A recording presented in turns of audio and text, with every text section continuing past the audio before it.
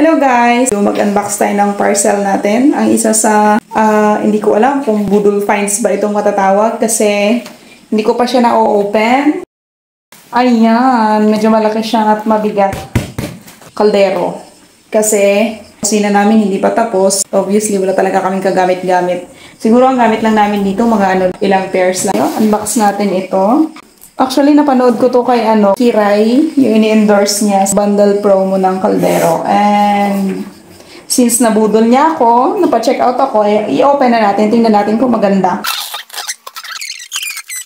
Doble-doble ang kanyang packaging. Yan siya, sealed pa siya, bestseller now. Charan! 1, 2, 3, 4, 5, 6. Yan, tingnan natin worth it ba ang promo ng kay Sevilla. Nakuha ko siya sa halagang 1.6. Okay. Kailangan na smart.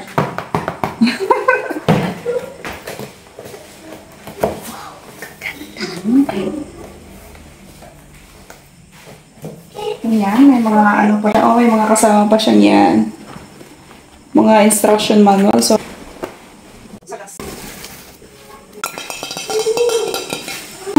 ayan pala siya.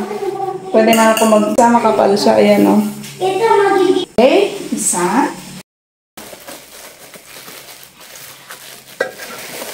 Wow! Ayan, nakaano din siya. Ayan yung brand niya. Ganda.